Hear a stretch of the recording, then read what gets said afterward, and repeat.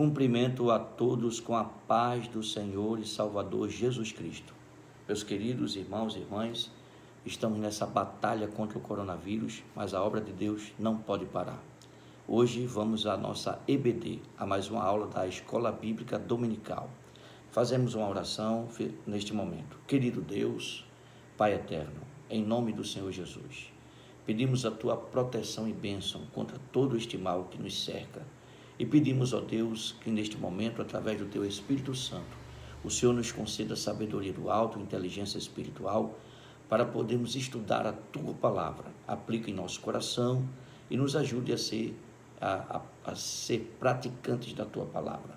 Muito obrigado, é o que pedimos neste momento, Deus, e já agradecemos, em nome do Senhor Jesus. Amém. Meus irmãos, a lição de hoje, 22 de março de 2020, tem por título Jesus, o homem perfeito. Estamos estudando nesse trimestre a raça humana, origem, queda e redenção. Hoje é a 12ª aula. Jesus, o homem perfeito, é o título. Texto áureo. E crescia Jesus em sabedoria e em estatura e em graça, para com Deus e os homens. Lucas, capítulo 2, versículo 52. Verdade prática. Verdadeiro homem e verdadeiro Deus, o Senhor Jesus Cristo é igual ao Pai e semelhante a nós. Sua divindade e humanidade não são aparentes, são reais, perfeitas e plenas. A leitura diária você pode ler da 13ª lição, onde de segunda a sábado temos um texto para você meditar. Vamos ler agora, fazer a leitura bíblica em classe. Lucas, capítulo 2, versículos 40 ao 52. E o menino crescia e se fortalecia em espírito, cheio de sabedoria, e a graça de Deus estava sobre ele.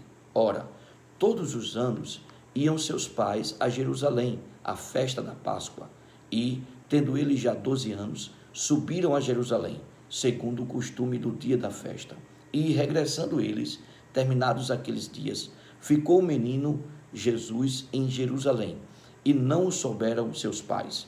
Pensando, porém, eles que viria de companhia pelo caminho, andaram o caminho de um dia, e procuravam-no entre os parentes e conhecidos. E, como o não encontrassem, voltaram a Jerusalém em busca dele. E aconteceu que, passados 3 dias, o acharam no templo, assentado no meio dos doutores, ouvindo-os e interrogando-os, e todos os que o ouviam admiravam a sua inteligência e respostas. E, quando o viram, maravilharam-se, e disse-lhe a sua mãe: Filho, por que fizeste assim para conosco? Eis que teu pai e eu, ansiosos, te procurávamos. E ele lhes disse: Por que é que me procuráveis? Não sabeis que me convém tratar dos negócios de meu pai? E eles não compreenderam as palavras que lhes dizia. E desceu com eles, e foi para Nazaré, e era-lhes sujeito, e sua mãe guardava no coração todas essas coisas. E crescia Jesus em sabedoria, e em estatura, e em graça, para com Deus e os homens. Meus amados, vamos agora à introdução, que diz o seguinte: se na lição passada estudamos sobre o homem do pecado, enfocaremos hoje a encarnação do Filho de Deus como Filho do homem. Apresentaremos o Senhor Jesus Cristo como ser humano perfeito, nele que devemos pensar, falar e agir. A lição anterior tratou sobre o homem do pecado, sobre o anticristo, e vimos aqui como é importante conhecermos, as coisas futuras escatológicas. Agora vamos, nesta lição, tratar sobre Jesus, o homem perfeito. A introdução ainda diz: já de início deixamos bem claro que a humanidade de Jesus não era aparente, mas real. Em tudo era semelhante a nós, exceto quanto ao pecado. Frisamos outro sim, que as duas naturezas de Cristo, a divina e a humana, não são conflitantes, mas perfeitíssimas e harmônicas. Uma jamais eliminou a outra. É por esse motivo que somente Ele pode salvar o pobre e miserável pecador. que o Espírito Santo nos ajude a compreender esta maravilhosa e imprescindível doutrina da Bíblia Sagrada. Então, o comentarista fala aqui que Jesus tem duas naturezas, não é? A humana e a divina. Essas duas naturezas, elas não se confundem, mas são reais, são exatamente reais, não é? Então, hoje, nesta lição, nós vamos justamente conhecer, né, um pouco mais deste homem perfeito, que é verdadeiro Deus e, ao mesmo tempo, verdadeiro homem. É a natureza humana e a natureza divina do Senhor Jesus. O primeiro tópico diz o seguinte: Jesus, verdadeiro Deus, ou seja, nós vamos falar sobre a divindade de Jesus. Nós acreditamos que Jesus não tem somente a natureza humana, mas também a natureza divina. Nos dias de hoje ainda, existe muitos que negam ou a natureza divina de Jesus ou a natureza humana de Jesus. E, na verdade, a Bíblia deixa bem claro que nós não devemos negar que Jesus, além de ter uma natureza humana, tem também uma natureza divina. Nós não podemos negar que Jesus é Deus, mas também não podemos negar que ele também é homem, verdadeiramente Deus, verdadeiramente homem. E vemos aí, por aí, irmãos, muitas seitas que negam, ou quer seja a divindade, quer seja a humanidade de Jesus. Mas a doutrina sadia bíblica é que Jesus é verdadeiro homem e verdadeiro Deus. Bem, nesse tópico, o comentarista diz aqui, eu vou lendo e a gente vai explanando, professamos que o Senhor Jesus era e é perfeitamente humano e perfeitamente divino. Ele não era meio homem nem meio Deus, mas totalmente homem, totalmente Deus. Neste tópico, enfocaremos a sua divindade. Primeiro subtópico, sua eternidade com o Pai. Quer dizer, uma das provas da divindade de Jesus, é que ele é eterno, assim como o Pai é eterno. Nada é eterno, ninguém é eterno. Mas um dos atributos de Deus é a eternidade. Ou seja, Deus sempre existiu e sempre existirá. Então, Jesus, a Bíblia mostra que Jesus também é eterno, juntamente com o Pai. Ou seja, portanto, ele é Deus. O comentarista diz assim: o Senhor Jesus, como unigênito de Deus, não somente é eterno, como também é o Pai da própria eternidade. É muito importante esse texto do livro de Isaías, capítulo 9, versículo 6, que é uma profecia do profeta messiânico, que, segundo estudiosos, 7 séculos, 800 anos, 7 séculos aproximadamente, 8 séculos antes de Jesus nascer, o profeta Isaías profetizava acerca do Messias, e foi o profeta que mais profetizou acerca da vinda do Messias, ou seja, de Jesus. Bem, meus irmãos, vamos ler esse versículo, que é muito importante para nós entendermos, que Jesus não só é apenas eterno, mas ele é o Pai da eternidade. Livro de Isaías, capítulo 9, e o versículo 6 diz o seguinte: porque um menino nos nasceu, um filho se nos deu, e o principado está sobre os seus ombros, e o seu nome será Maravilhoso Conselheiro, Deus Forte, Pai da Eternidade, Príncipe da Paz. Bem, esta é uma profecia acerca do nascimento de Jesus. Jesus não havia nascido 700, 800 anos antes, aproximadamente, antes do nascimento de Jesus, houve essa profecia. E aqui o profeta Isaías diz que ele é Pai da eternidade. Será chamado, então, Pai da eternidade. Então, isso é muito interessante, é muito importante, porque nós vemos aqui que Jesus, ele é não só eterno, como Pai da eternidade. Isso mostra a divindade, é clara a divindade do Senhor Jesus. Ou seja, aquele menino que vai nascer, ele é maravilhoso conselheiro, né? É Deus forte, aí fala Deus forte também, né? Deus forte e Pai da eternidade, príncipe da paz. Olha só, nesse texto a gente vê aí, né, que não só Pai da eternidade, mas Deus forte, certo? Em outra passagem, o profeta diz também, né, que ele será chamado Emanuel. Emanuel, Deus conosco. Isso mostra claramente, né, a divindade de Jesus. Antes de sua encarnação, ele estava no Pai, e no Pai criou todas as coisas.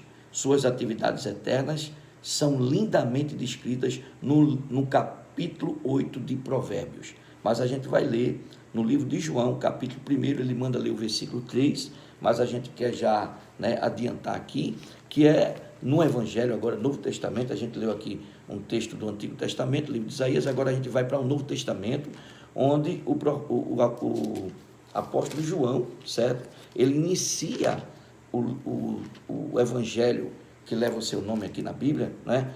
Falando sobre a divindade de Jesus, né? Que é um texto bastante conhecido, João capítulo 1. No princípio era o Verbo, e o Verbo estava com Deus, e o Verbo era Deus. No versículo 14 a gente vai saber quem é o Verbo. O Verbo é o próprio Jesus. Ele diz assim: e o Verbo se fez carne e habitou entre nós, e vimos a sua glória como a glória do unigênito do Pai, cheio de graça e de verdade. Ora, quem é que se fez carne e habitou entre nós? Quem é que é o unigênito do Pai? É Jesus. Então o Verbo é Jesus, certo? Então o versículo 1, voltando, diz: no princípio era o Verbo, e o Verbo estava com Deus, e o Verbo era Deus. Ele não só estava com o Pai, com Deus, mas também ele era Deus. É o que o texto diz. Continuando, ele estava no princípio com Deus, ou seja, estava com o Pai.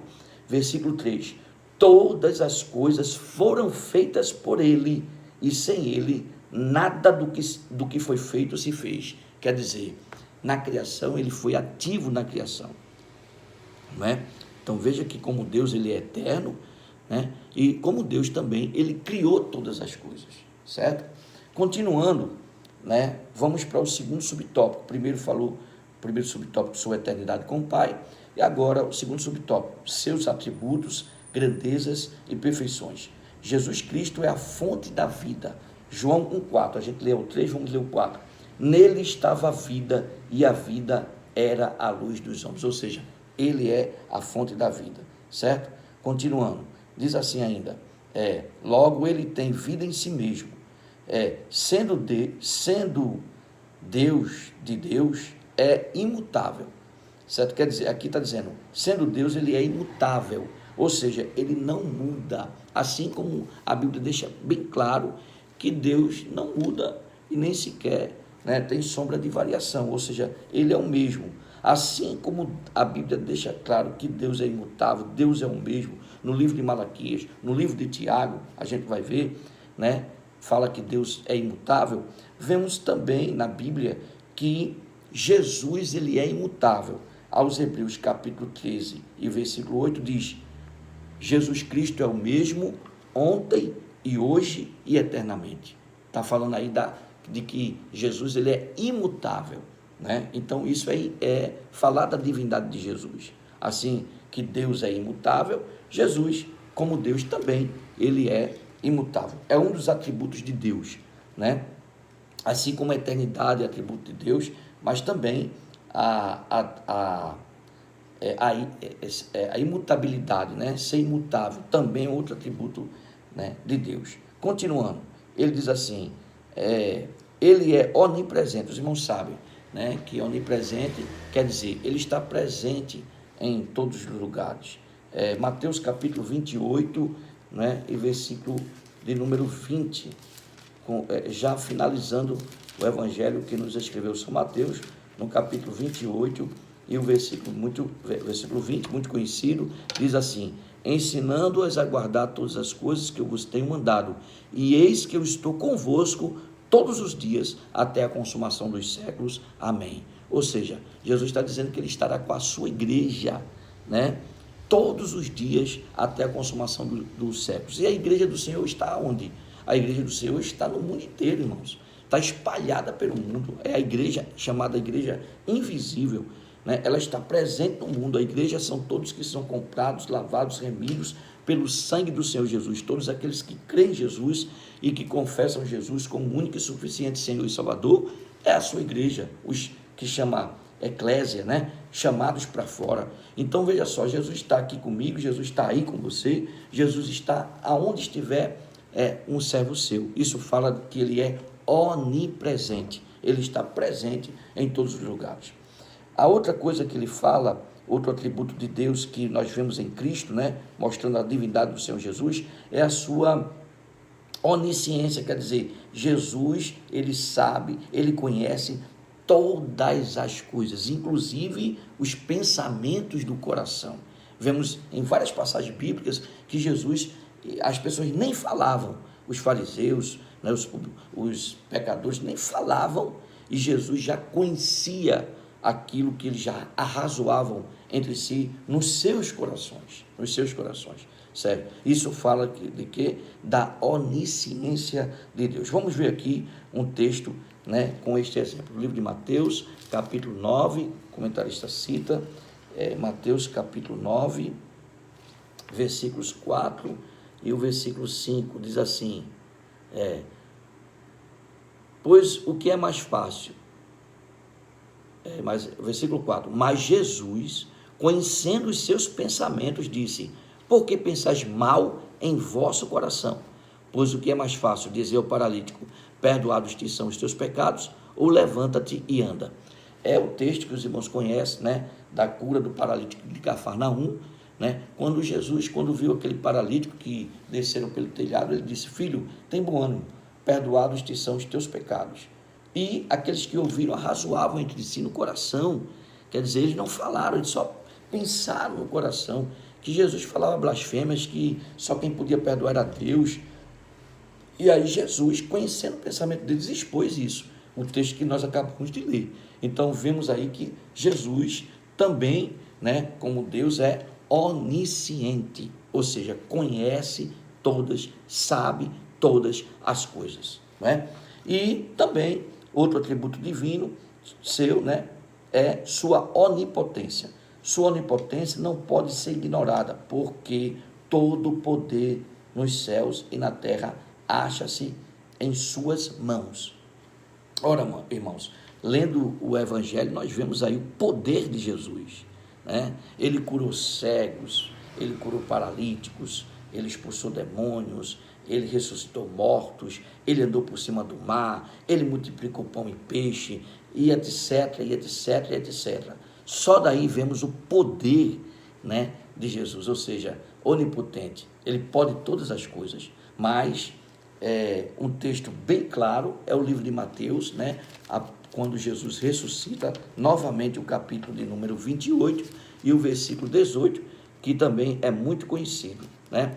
O Senhor Jesus diz aqui no versículo 18, e chegando-se Jesus falou-lhes, dizendo, é-me dado todo o poder no céu e na terra, né? Apocalipse capítulo 1, versículo 8, também você pode ler, vai falar aí, né, desta onipotência, ou seja, que Jesus pode todas as coisas. Então nós vemos aqui, né, que ele é imutável, ele é onipresente, está presente, ele é imutável, está, não muda, ele é onipresente, está presente em todo lugar, ele é onisciente, ele conhece todas as coisas, sabe todas as coisas, ele é onipotente, ele pode todas as coisas, ele é onipotente, pode todas as coisas, são atributos divinos, que vemos na Bíblia claramente que Jesus possui esses atributos divinos, logo Jesus é verdadeiro Deus. Último subtópico desse primeiro tópico diz assim, esvaziou-se de sua glória, mas não de sua divindade. São duas coisas muito diferentes, certo? A glória, realmente Jesus, ele deixou toda a sua glória. Quando ele se fez carne e habitou entre nós, né, ele deixou toda a sua glória, né, todo o seu resplendor, e ele se fez carne, ou seja, aí ele renunciou à sua glória. Quando ele se fez carne, se fez homem, mais ainda ele humilhou-se a si mesmo, porque ele não foi um homem, ele poderia ter vindo como um homem rico, como um homem abastado, como uma autoridade política, ele poderia ter vindo assim, mas ele não veio, ele veio como um pobre, né? Filho de um carpinteiro, né? Que não tinha nem lugar quando nasceu, foi colocado numa manjedoura, não havia lugar na hospedaria, certo? Então, mas isso aí mostra que Jesus ele esvaziou de sua glória, ele negou tudo, renunciou tudo para se fazer carne, né? Para que pudesse morrer por nós e assim salvar a humanidade. Continuando aqui, não é? A gente vê aqui, ó, o comentarista diz assim: quando de sua encarnação, no ventre puro e virginal de Maria, não é? O Filho de Deus não se esvaziou de sua divindade, quer dizer, ele não deixou de ser Deus, ele não deixou de ser Deus, ele apenas esvaziou-se da sua glória, mas não deixou de ser Deus, né? Ele continua divino, mas sim de sua glória. Então esvaziou-se não de sua divindade, mas sim de sua glória, certo? Conforme podemos atestar pelos versículos já mencionados, o Senhor Jesus, em seu ministério terreno, fazia uso de seus atributos divinos sempre que necessário. Vamos ler aqui Filipenses capítulo 2, versículos 5 ao 11, onde o apóstolo Paulo, escrevendo aos Filipenses, inspirado pelo Espírito Santo de Deus, ele traz isso à tona, muito claro, quando ele, né, deixa essa passagem da carta dele, epístola de Paulo aos Filipenses, capítulo 2, né, versículo 5 em diante, certo? Vamos ver aqui o que diz a palavra do Senhor. O seguinte, de sorte que haja em vós o mesmo sentimento que houve também em Cristo Jesus, que, sendo em forma de Deus, não teve por usurpação ser igual a Deus, mas aniquilou-se a si mesmo, tomando a forma de servo, fazendo-se semelhante aos homens, e achado na forma de homem, humilhou-se a si mesmo, sendo obediente até a morte, e morte de cruz, pelo que também Deus o exaltou soberanamente, e lhe deu um nome que é sobre todo nome, para que, ao nome de Jesus, se dobre todo joelho dos que estão nos céus e na terra e debaixo da terra, e toda língua confesse que Jesus Cristo é o Senhor, para a glória de Deus Pai. Então você vê o texto claramente, né, que Jesus ele se humilhou, esvaziou-se da sua glória, sendo Deus, não é? Mas ele deixou a sua glória. Quando diz não teve por usurpação ser igual a Deus, não teve por usurpação continuar com a glória, né, com a glória de Deus, mas ele esvazia-se a si mesmo, ele renuncia a sua glória e se torna homem, se faz carne, e como servo de Deus foi obediente até a morte, e morte de cruz, mas Deus também o levantou de forma tremenda quando ressuscitou ao terceiro dia, né? Lhe deu um nome que é sobre todo nome, né? Para que ao nome de Jesus se dobre todo o joelho dos que estão no céu, nos céus, debaixo dos céus, e também, como diz aqui o texto, né? Dos que estão, para que ao nome de Jesus se dobre todo o joelho dos que estão nos céus e na terra e debaixo da terra. Amém? Então, aqui completamos o primeiro, concluindo aqui ainda o primeiro tópico. Em sua oração sacerdotal, ele reivindica ao Pai não a sua divindade, mas a glória que, desde a mais remota eternidade, desfrutara no perfeitíssimo e infinito ciclo da Santíssima Trindade. Seus discípulos sabiam que ele era Deus, né? Então, vamos ler um texto aqui, né, mostrando o reconhecimento dos discípulos de que Jesus é Deus. Eu vou ler aqui o texto que fala justamente de Tomé. Tomé é aquele que, não é, discípulo que, quando disseram, olha, o mestre ressuscitou, ele não creu, não é verdade? Ele disse, se não colocar as mãos nas chagas, nas mãos de Jesus, no lado de Jesus, onde a lança furou, Se ele não fizesse isso, ele não cria. Jesus aparece para ele, chama Tomé, vem cá, né? Coloca a tua mão aqui, coloca a tua mão aqui. Ele foi, colocou, e quando ele viu Jesus, ele reconheceu a divindade de Jesus, né? Então, e Jesus disse para ele, não sejas, Jesus, Tomé, você viu porque, você creu porque viu, bem-aventurado aqueles que não viram e creram. Não sejas incrédulo, Tomé, mas crente.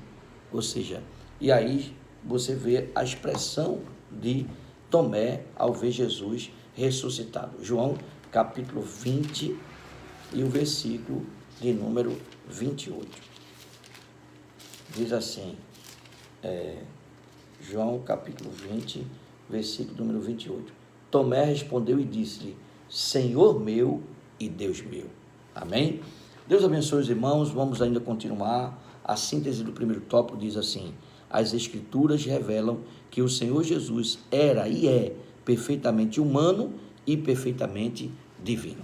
Vamos ao segundo tópico, que vai falar sobre a humanidade. Acabamos de falar sobre a divindade, Jesus é verdadeiro Deus, e agora vamos falar sobre a humanidade no tópico 2. Jesus, verdadeiro homem. A concepção, a encarnação e o nascimento do Filho de Deus não pegaram Israel de surpresa, pois os judeus sabiam pelas Escrituras do Antigo Testamento que o Messias em breve chegaria. Aliás, o mundo gentílico foi preparado por Deus para recebê-lo. Infelizmente, os judeus, apesar de todas as evidências bíblicas, vieram a rejeitá-lo. Nós acabamos de falar que um dos profetas, não só foi não, está recheado no Antigo Testamento várias passagens proféticas acerca da vinda do Messias, do Salvador, do Senhor Jesus. E um dos que citamos agora há pouco foi o profeta Isaías, que foi inclusive o profeta que mais profetizou acerca da vinda do Messias, não é? Então, evidências claras, porém, os judeus rejeitaram, lembrando os irmãos, não foram todos judeus, né? Mas a nação em si, né, na sua maioria, rejeitaram a Cristo. E na ocasião, os irmãos sabem que o crucificaram, não é verdade? Os irmãos sabem disso. Vamos para o primeiro subtópico.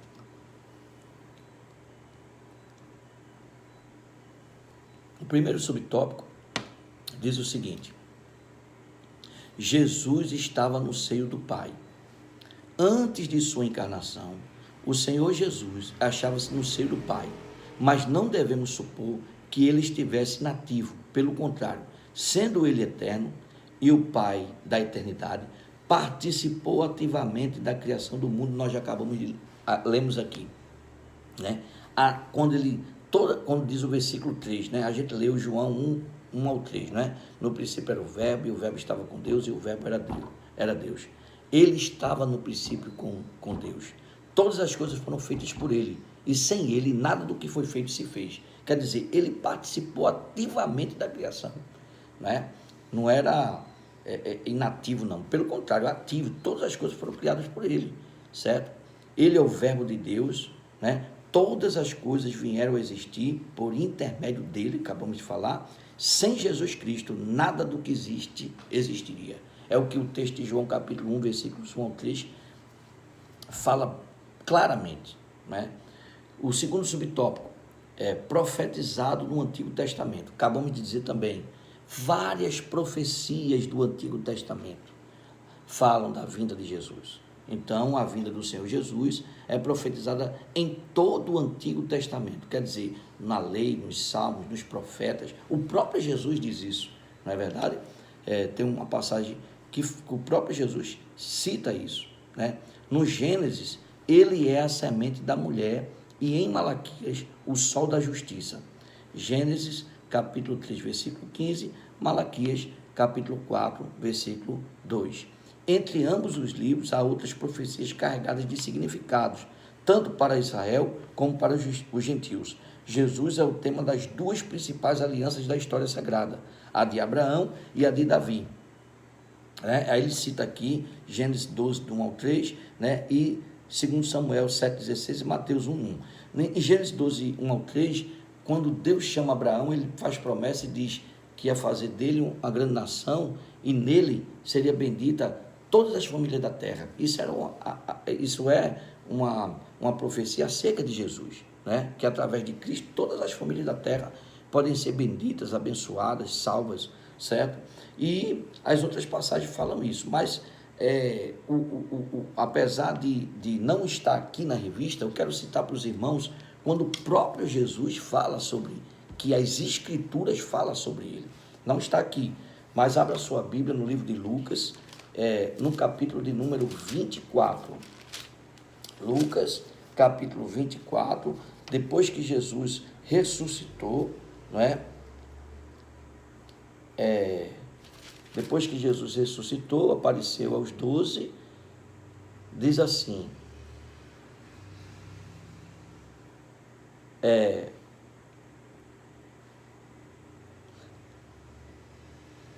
versículo 44,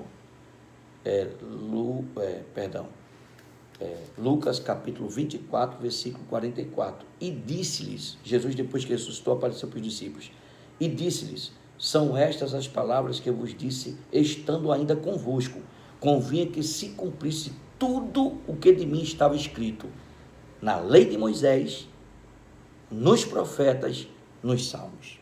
Tudo isso são partes do Antigo Testamento. São várias as passagens, nós não vamos citar aqui porque o tempo não nos cabe, né? Mas várias passagens mostrando que muitas profecias falavam acerca da vinda de Jesus e se cumpriram, né, com a encarnação, a chegada de Jesus, do Messias, do Salvador, certo? O outro subtópico fala de encarnado no Novo Testamento, diz assim, o Filho de Deus tornou-se de fato carne, é aquela passagem que lemos ali, João 1,14, e o verbo se fez carne e habitou entre nós e vimos a sua glória como a glória do unigênito do Pai, cheio de graça e de verdade. Sua humanidade, volto a repetir, não era ilusória, não é uma coisa fantasiosa, certo? Mas era real, certo? Embora concebido sobrenaturalmente, o seu nascimento foi tão natural quanto o nosso, né?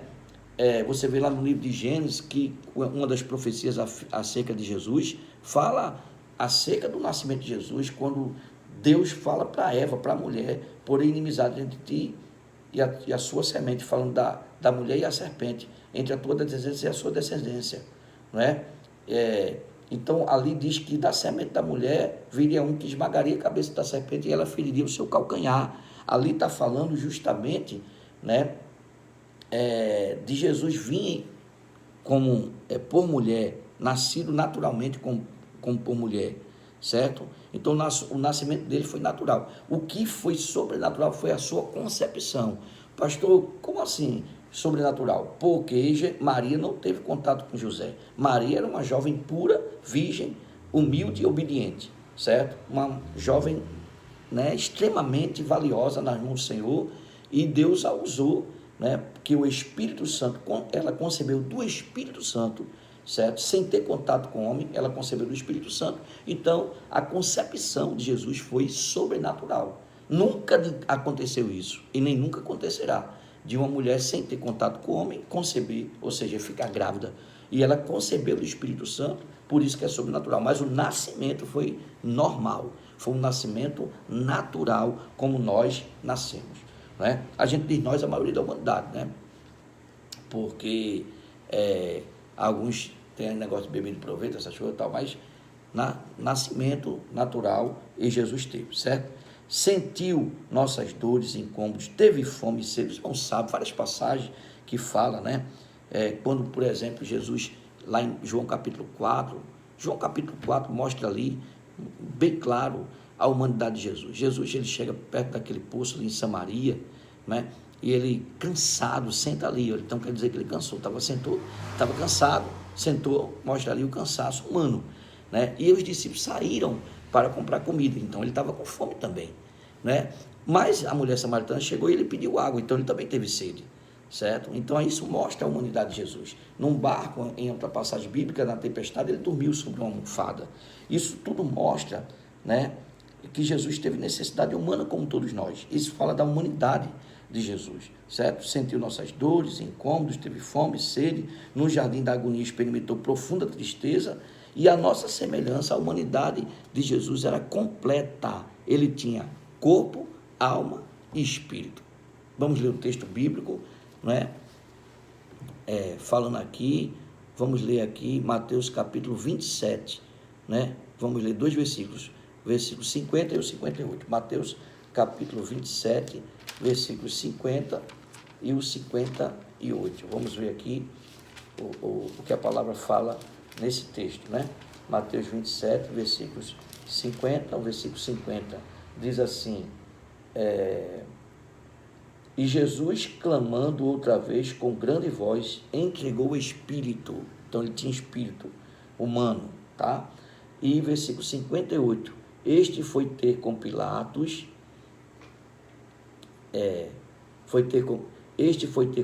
e pediu-lhe o corpo de Jesus. Então Pilatos mandou que o corpo lhe fosse dado, não é? Você vê corpo, espírito. Então Jesus, como nós somos o ser que tem 3 partes, corpo, alma e espírito, Jesus, como homem, também tinha corpo, tem corpo, alma e espírito, certo? E concluindo, diz assim: afirmamos que a humanidade de Jesus era perfeita, em nada diferia da nossa, exceto quanto ao pecado. Ele não estava sujeito quer ao pecado original, quer ao experimental, certo? Ele manda ler ainda Marcos capítulo 14, versículo 34, certo? Marcos 14, 34, vamos ler rapidamente, né, que já estamos partindo para a parte final, o último tópico. 14, 34 diz o seguinte: e disse-lhes: a minha alma está profundamente triste até a morte, ficai aqui e vigiai. Vemos aqui a alma, Jesus dizendo que tem alma, em Marcos 14, 34, em Mateus 27, 50, Jesus diz que tem espírito, e em Mateus 27, 58, Jesus tem corpo. Mostra ali o corpo, que o corpo de Jesus, inclusive, foi sepultado. Corpo, alma e espírito. Vamos para o 4º subtópico. Jesus nasceu na plenitude dos tempos. Ao escrever aos Gálatas, afirmou Paulo que, vindo a plenitude dos tempos, Deus enviou seu Filho, nascido de mulher, nascido sob a lei, para remir os que estavam debaixo da lei, a fim de recebermos a adoção de filhos. Gálatas 4, 4 e 5. Em sua presciência, ou seja, Deus sabe das coisas antes de acontecer, Deus levantou 3 significativos povos de culturas, a fim de preparar o mundo, né? Quais são os povos? O povo judeu, que é o povo o próprio povo de Deus, o povo da promessa, né? Os descendentes de Abraão, né? Que tem a lei de Deus, né? O povo também grego, certo? Era a civilização acerca da razão humana, os pensadores, os filósofos, e também o povo romano, que era o povo do governo, da tecnologia da época, certo? Que através do Império Romano houve muito avanço nas estradas, etc. Então, esses 3 povos estavam preparados para receber o Messias, certo? Vamos para o 5º e último tópico. Em Israel, Jesus, subtópico, né? Em Israel, Jesus é apresentado ao mundo. O Filho de Deus, que segundo a carne é também filho de Davi e de Abraão, nasceu em Israel sob a lei de Moisés e a de Roma, povo judeu que acabamos de falar. Tendo ele uma educação harmônica e perfeita, tanto diante de Deus quanto dos homens, iniciou seu ministério aos 30 anos de idade. E conforme veremos no próximo tópico, o Senhor Jesus foi em todas as coisas o mais perfeito dos homens. Ele, na verdade, cumpriu toda a lei, apesar de ser um homem como nós, né? Ele foi perfeito em todas as coisas. Mas o texto aqui fala que o seu ministério terreno começou aos 30 anos. Lucas capítulo 3 e o versículo de número 23. Diz assim: e o mesmo Jesus começava a ser de quase 30 anos, sendo como se cuidava, filho de José e José de Eli. Né? Bem, aí aos 30 anos de idade, Jesus começou o seu ministério terreno. Vamos para o último tópico, um resumo do segundo, diz assim, síntese do tópico 2. Jesus estava no seio do Pai, sua vinda ao mundo foi profetizada no Antigo Testamento e cumprida no Novo. Ou seja, tudo que se tratou de profecia acerca da vinda de Jesus no Antigo foi cumprida no Novo, onde os evangelhos falam. A gente diz os evangelhos, mas o evangelho é um só. É o evangelho do nosso Senhor Salvador Jesus Cristo. Porém, segundo São Mateus, São Marcos, São Lucas e São João, mostra o cumprimento dessas profecias em Cristo Jesus, o nosso Senhor, ou seja, no Novo Testamento. Bem, vamos para o terceiro e último tópico, falando de Jesus, o homem perfeito. Né? Aqui diz, afinal, o Senhor Jesus era ou não um ser humano semelhante a nós? Com certeza. Sim, era semelhante a nós e melhor do que nós, pois não estava sujeito quer ao pecado original, quer ao pecado experimental. Então veja só, isso quer dizer que Jesus não herdou no seu nascimento o pecado original, quer dizer, aquele pecado que contaminou toda a raça humana através de Adão, certo? Então ele não estava sujeito a esse pecado original. Também, né, ele não também pecou o que se chama assim, o pecado experimental. O que é o pecado experimental? É o pecado que nós praticamos por pensamentos, por palavras e por obras. Jesus nem estava sujeito ao pecado original, a herança pecaminosa que nós recebemos de Adão, mas também ele não praticou o pecado. E o que é interessante, que não está aqui na revista, né? Mas ele... A carta aos Hebreus diz, né, que Jesus, ele em tudo foi tentado, né, porém sem pecado. Quer dizer, quando diz que Jesus em tudo foi tentado, está falando acerca de que ele era um ser humano igual a nós. Quer dizer, ele sofreu, né, as tentações, agora não pecou. Ou seja, ele não estava nem sujeito, não é? Ele não estava nem sujeito ao pecado original e também, que é a herança do pecado de Adão, nem do pecado experimental, certo? Um texto aqui diz o seguinte, não está na revista, Hebreus 2:18, né? Diz o seguinte, porque naquilo que ele mesmo, sendo tentado, padeceu, pode socorrer aos que são tentados. Quer dizer, Jesus ele foi tentado, certo? Mas ele não pecou. Ser tentado aqui, fala que ele era um ser humano, como todos nós que somos tentados. Infelizmente, o ser humano é tentado e peca. Porém, Jesus, ele foi tentado e não peca. Mas o texto diz que ele pode socorrer a mim e a você, a todos nós que somos tentados. Então ele sofreu a tentação, né? Quando diz assim, porque naquilo que ele mesmo sendo tentado padeceu, quer dizer, ele sofreu a tentação.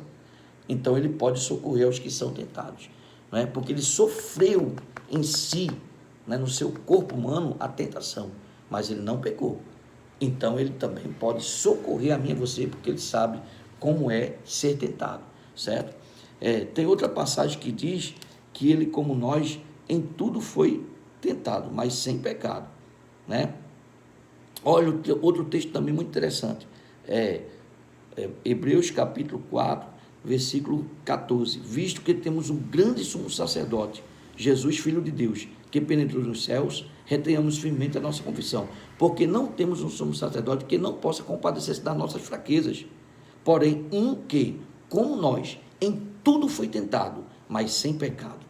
Aí você vê que ele é um sumo sacerdote perfeito, porque ele foi um homem perfeito. Ele, como nós, em tudo foi tentado, mas sem pecado. Ele pode interceder por nós, porque ele sabe como é. Porém, ele não pecou. Ele foi tentado como homem, mas não pecou, certo? Então vemos aí que Jesus é um homem perfeito, porque ele não estava sujeito nem ao pecado original, nem ao pecado experimental, como a gente já explicou. Primeiro subtópico, a humanidade de Jesus. A humanidade de Jesus Cristo não era aparente, já falamos isso. Era tão real quanto a nossa. Em momento algum, ele usou a sua divindade para suprir as suas carências humanas. Ele não usava o poder de como Deus para suprir as suas necessidades humanas, que era uma das coisas que o diabo tentou. Lá em Mateus capítulo 4, se tu és o Filho de Deus, manda que essas pedras transformem em pão, porque Jesus estava com fome. Mas Jesus disse, né, Está escrito, nem só de pão viverá o homem, mas de toda a palavra que sai da boca de Deus. Jesus não fez. Ele não usou o poder dele para suprir as suas necessidades humanas, certo? Porque ele precisava, como homem, para ser o nosso intercessor, o nosso sumo sacerdote, ele precisava sofrer na carne as necessidades humanas e até as tentações, certo? Porém, ele não pecou. Então, ele não usava do poder dele para suprir suas necessidades.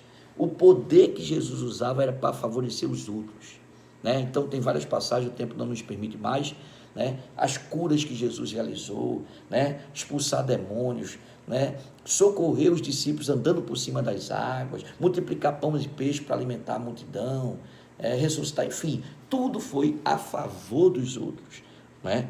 Era quando ele usava o seu poder. Vamos para o segundo subtópico, diz assim: Jesus, o último Adão. O primeiro Adão fracassou. Por quê? E outra coisa, tinha tudo para fracassar. Estava no jardim do Éden, tinha alimento, tinha tudo que ele precisava, certo? E quando Deus criou ele, viu que ele estava só, trouxe uma mulher, fez uma mulher para ele, Eva, né? Então, ele estava no Éden, no paraíso, e fracassou. Já Jesus, certo? Que quando não viveu nas condições de Adão, num paraíso, mas veio como pobre, homem de dores, né? Experimentado nos trabalhos, também foi tentado no deserto, onde não tem nada. Veja a contradição do paraíso para o deserto. Mas mesmo com todas as dificuldades, Jesus não pecou. Quer dizer, ele triunfou. Jesus é chamado o último Adão. O primeiro Adão no jardim do Éden, no paraíso, fracassou, pecou. Mas o segundo Adão, Jesus, no deserto e todas as dificuldades que ele enfrentou, não pecou, mas triunfou. Jesus, o último Adão, ele triunfou, né? E isso, nós vamos falar muito, irmãos, acerca de predestinação, eleição, certo? E nós ficamos admirados como muita gente ainda defende a doutrina da predestinação calvinista fatalista. Meus queridos, sinceramente, a Bíblia deixa bem claro, nós não vamos entrar nisso aqui, próximo trimestre vamos falar muito sobre isso. Ora, através de um, que é Adão, entrou todo o pecado no mundo. Adão, entrou todo o pecado no mundo. Todos foram feitos pecadores. E o salário do pecado é a morte. Ninguém estava no jardim do Éden e pecou, mas nós recebemos a herança pecaminosa de Adão. Deus é tão amoroso e justo que mandou o segundo Adão, certo? Que ninguém precisou ir para a cruz do Calvário, mas através desse Adão, todos podem ser salvos. Através de um veio o pecado e a morte, através do outro a graça e a salvação. Ninguém estava no Éden para desobedecer a Deus, mas recebeu a natureza pecaminosa. Eu e você recebemos. Mas também eu e você não precisa ir para a cruz, porque através de Jesus na cruz, né, ele e o segundo Adão, através da sua graça, ele garantiu-nos o perdão e a salvação. Veja como Deus é perfeito. Mas a doutrina da predestinação diz que Deus separou uns para a condenação e outros para a perdição. Quer dizer, todos nós pecamos através de Adão, e só alguns podem ser salvos. Meus irmãos, isso não tem cabimento, certo? Não tem cabimento. Apesar de que, além disso, fere outros atributos de Deus, o qual o maior, que Deus é amor, né? Então, mas isso a gente vai falar bem depois. Então, Jesus é o último Adão que triunfou. Terceiro subtópico, o comentarista ainda fala nesse tópico: quando olhamos para o Senhor Jesus Cristo, concluímos que a humanidade não foi um fracasso, porque apenas nele somos plenamente redimidos. Hebreus 12:2. Olhando para Jesus, o autor e consumador da fé, a qual, pelo gozo que lhe estava proposto, negou, né? Desprezou a afronta. Eu vou ler aqui para ficar bem certinho. Desprezou a afronta, né? E sentou-se à destra de Deus. Suportou a cruz, desprezou a afronta e sentou-se à destra de Deus. Eu vou ler aqui bem, para ficar bem certinho, né? Os irmãos Hebreus, capítulo 12, muito conhecido. E o versículo 2. Olhando para Jesus, o autor e consumador da fé, o qual, pelo gozo que lhe estava proposto, suportou a cruz, desprezando a afronta, e assentou-se à destra do trono de Deus. Jesus triunfou. No embate dele com a morte, ele morreu, mas ao terceiro dia ressuscitou dos mortos. Isso prova que ele foi maior do que a morte, ele é maior do que a morte, e ele triunfou. É uma pena, irmãos, um líder mundial, né, da Igreja Romana, o Papa, em algumas passagens, se você pode encontrar aí na internet, mostrando o Calvário como um fracasso de Deus. Meu amado, pelo amor de Deus, pelo contrário, foi o triunfar de Deus, né, contra o pecado, contra o mundo, contra o inferno e contra o diabo e contra a morte. Jesus provou, venceu ali no Calvário, né? Ele mostrou que é maior do que tudo. Então ele triunfou, ele não fracassou. Terceiro e último subtópico, a perfeição espiritual e moral de Jesus. Como já frisamos, o Senhor Jesus, embora dotado de uma natureza humana igual à nossa, jamais se sujeitou ao pecado original e ao pecado experimental. Eis que escreveu o autor da Epístola aos Hebreus: porque nos convinha, tal somos sacerdote, santo, inocente, imaculado, separado dos pecadores e feito mais sublime do que os céus. Hebreus 7:26. Tanto falar, né, tanto não falar quanto não agir, Jesus era perfeito. Nenhum dolo ou engano achava-se em seus lábios. Você pode ler aí 1 Pedro 2, 21 a 24. Ele era perfeitíssimo em todas as coisas. Ele é o nosso excelso modelo, né? Então você vê, irmãos, estamos finalizando, então você vê que Jesus, ele nunca houve engano na sua boca, nunca falou a mentira, né? Nunca errou, né? Perfeito no falar, perfeito no agir, né? Pelo contrário, Jesus sempre, quando falava, em muitas passagens diz assim, em muitas vezes que Jesus falava, dizia assim: na verdade vos digo, em verdade vos digo. Jesus é a própria verdade. João 14,6, eu sou o caminho, a verdade e a vida, e ninguém vem ao Pai a não ser por ele. Vamos ler Efésios capítulo 4, versículo 13, que diz assim: até que todos cheguemos à unidade da fé e ao conhecimento do Filho de Deus, a varão perfeito, à medida da estatura completa de Cristo. Ele é o alvo que nós devemos pretender alcançar, né? Perfeição, porque ele é o varão perfeito. Então a gente precisa ter Jesus como alvo, né? A gente precisa melhorar cada dia, a gente precisa melhorar no agir, a gente precisa melhorar no falar, certo? E a conclusão diz o seguinte: olhando firmemente para Jesus, o autor e consumador de nossa fé, chegaremos à estatura de varão perfeito, homens e mulheres moldados pelo Espírito de Cristo. Ele é o nosso consumado exemplo em todas as coisas, e por ele ansiamos, quando do arrebatamento da igreja, estaremos para sempre com o nosso amado Salvador, Jesus Cristo, verdadeiro homem, verdadeiro Deus. Amém? Louvado seja o Cordeiro, né? E Jesus está voltando, né, irmãos? Jesus está voltando, sinais mais evidentes. É necessário nós procurarmos cada dia o Senhor, é necessário cada dia, né, nós sermos fiéis a Deus, é necessário buscarmos em oração, em jejum, na leitura bíblica, né, na obediência à palavra. Precisamos estar preparados, porque a trombeta vai tocar. O mundo está em alerta, o mundo está abalado, não é? E os sinais estão aí, evidentes de que Jesus está voltando. Que Deus abençoe você, que Deus abençoe a sua família, que Deus abençoe. De hoje a 8 teremos a última lição desse trimestre, finalizando o trimestre com a lição o novo homem em Jesus Cristo, né? Eu e você devemos ser novas criaturas em Deus, em Cristo, porque quem está em Cristo, nova criatura é. As coisas velhas já passaram, eis que tudo se fez novo, não é verdade? Então, que nós possamos estar firmes no Senhor. Domingo, se Deus quiser se permitir, dependendo como é que se encontra a situação, estaremos trazendo a lição, ou no templo, né, ou online aqui, mas a obra de Deus continua. Que Deus abençoe a todos. Eu quero reler aqui o texto áureo para a gente fazer uma oração e concluir em nome de Jesus. 12ª lição, texto áureo, que está no livro de Lucas, capítulo 2, versículo 52.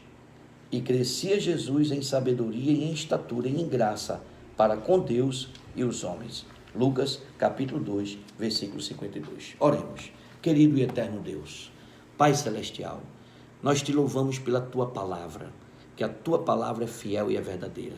Nós te louvamos porque o Senhor enviou o Seu Filho amado, né, como verdadeiro homem e verdadeiro Deus, para nos salvar. Obrigado pelo teu amor em Cristo, pela misericórdia, pela graça e pela salvação em Cristo, que é a maior bênção que nós temos. Nos ajuda a ser fiel, protege a cada um de nós, a nossa família, a tua igreja, aos nossos semelhantes, desta praga, deste coronavírus. Senhor, nos cobre com o sangue de Jesus, nos dê livramento. Os nossos idosos, nossas crianças, enfim, a todos nós. Fica conosco. Pedimos isso, Deus, e agradecemos, em nome do Senhor Jesus. Que Deus abençoe a todos. A AD Buriti continua marchando firme para, olhando para Jesus, firme para frente, seguindo a ordem para marchar e não para recuar, não é? Porque a obra de Deus não pode parar. Deus abençoe a todos em nome do Senhor Jesus. A graça do Senhor Jesus, o amor de Deus e a comunhão do Espírito Santo seja com todos. Amém.